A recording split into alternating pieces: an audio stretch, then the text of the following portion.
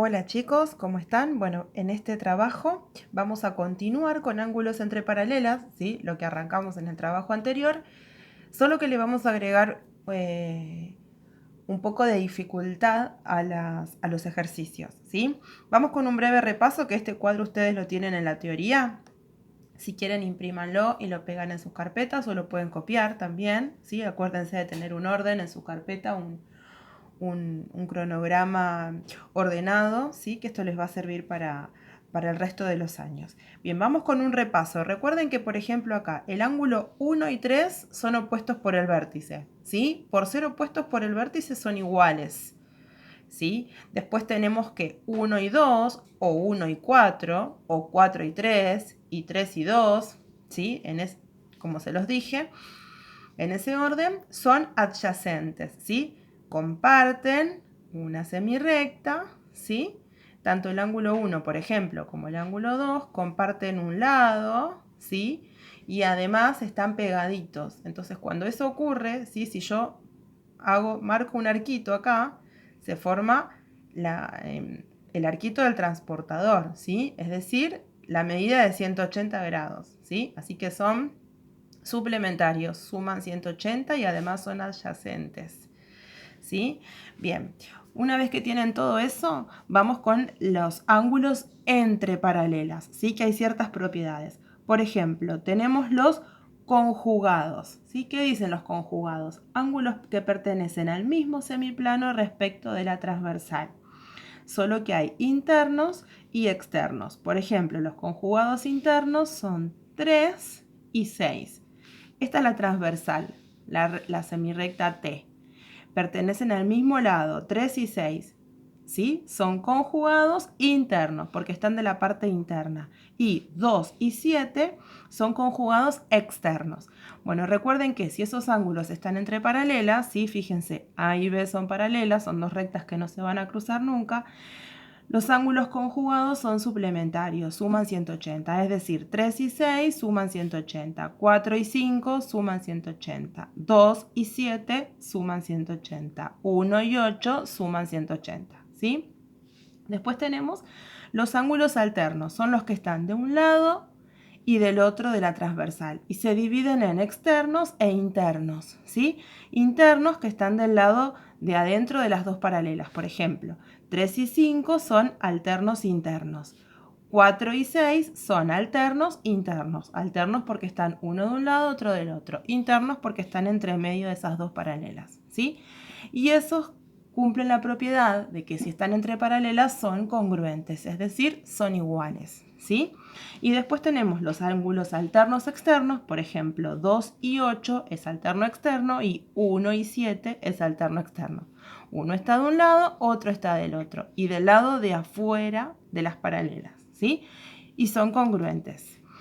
Y después por último tenemos los correspondientes, ¿sí? Que son los ángulos que están ubicados en el mismo semiplano, pero uno está del lado interno y el otro está del lado externo. Por ejemplo, 1 y 5 son correspondientes. 4 y 8 son correspondientes. ¿Ven? Uno está del lado de adentro y el otro está del lado de afuera. Y esos son iguales, ¿sí? Por estar entre paralelas son iguales. Bien, ¿cuál es la actividad del trabajo número 9? Ustedes van a tener, por ejemplo, un ejercicio de este estilo. Van a tener rectas paralelas, esto significa A es paralela con B, se lee así. Tenemos la transversal, que cruza las dos paralelas, y me da como dato dos ángulos, ¿sí? Yo tengo que averiguar cuánto mide alfa y cuánto mide beta. Para eso tengo que fijarme qué ubicación tienen. Y mirando este cuadrito, ¿sí? Mirando este cuadrito, a ver si ahí lo podemos ubicar bien. Ahí estamos. Alfa y beta coinciden con 3 y 6. ¿Y 3 y 6? ¿Qué propiedad cumplen? ¿Cómo son? Son conjugados internos. ¿Ven? 3 y 6. 3 y 6 son conjugados internos. Tienen la misma ubicación que alfa y beta. Es decir, que alfa y beta son conjugados internos. ¿Y qué pasa con los conjugados internos? ¿Cuál es la propiedad? Suman 180. Entonces tengo que plantear esa ecuación. Tengo que decir que alfa más beta es igual a 180 grados, ¿sí? Entonces, debajo de alfa voy a escribir la ecuación que corresponde a alfa, que me está dando acá como dato. 3x más 10. Así que en vez de escribir alfa, voy a escribir 3x más 10.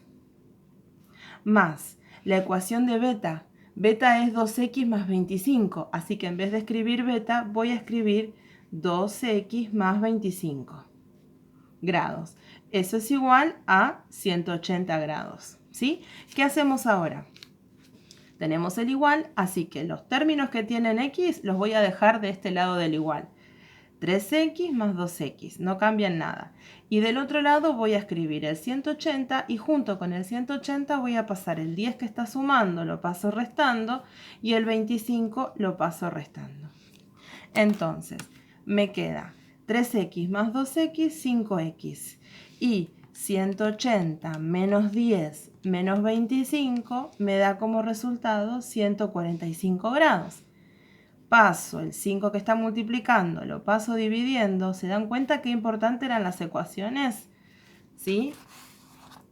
Y 145 dividido 5 es igual a 29. Es decir que x vale 29 grados. X vale 29 grados. Ahora ese valor me va a permitir encontrar el de alfa. ¿Por qué? Porque alfa es igual a 3 por x, que en este caso x vale 29. Fue lo que encontramos recién. 3 por 29 más 10 grados. Entonces, 3 por 29 me da 87. Más 10 me da 97 grados. O sea que alfa mide 97 grados. Y beta. Beta es igual a 2 por x. X vale 29. Así que hacemos 2 por 29 más 25. 2 por 29 más 25 y eso me da 83. Esto mide 83. En teoría, si hice bien las cuentas, estos dos números me deberían sumar 180. Y si yo hago 97 más 83, eso me da 180. Así que el ejercicio está correcto. ¿Sí? Vamos a un segundo ejemplo. Tenemos este ejercicio. Me da como dato el ángulo delta y el ángulo epsilon. Y tienen esta ubicación. Entonces yo voy a mirar, ¿sí? Está uno del lado de adentro y otro del lado de afuera, ¿sí? Acá tengo al revés el gráfico, pero yo lo puedo colocar así también, ¿sí? Y por ejemplo, sería el ángulo 2 con el ángulo 6. ¿Sí? ¿Lo ven? Uno está del lado de afuera, otro está del lado de adentro. Este está del lado de afuera, este está del lado de adentro. 2 y 6. ¿Cómo son 2 y 6? Si yo me fijo en la lista, ¿sí? 2 y 6 son correspondientes. ¿Y los ángulos correspondientes qué propiedad cumple? Son iguales. Entonces voy a plantear que delta es igual a epsilon. ¿Sí? Entonces, debajo de delta copio la ecuación que corresponde a delta, 10x menos 10 grados. Y debajo de epsilon, 3x más 54. ¿Qué hago ahora? Junto las x de un lado. Así que el 3x lo paso al otro lado restando. Y de este lado tengo el 54 y el 10 que está restando pasa sumando.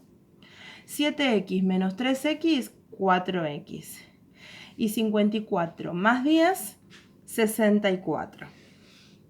64 dividido 4 me da 16.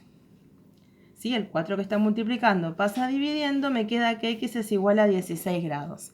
Entonces yo necesito conocer cuánto vale delta y cuánto vale epsilon. Así que lo que voy a hacer es reemplazar a la x por el 16.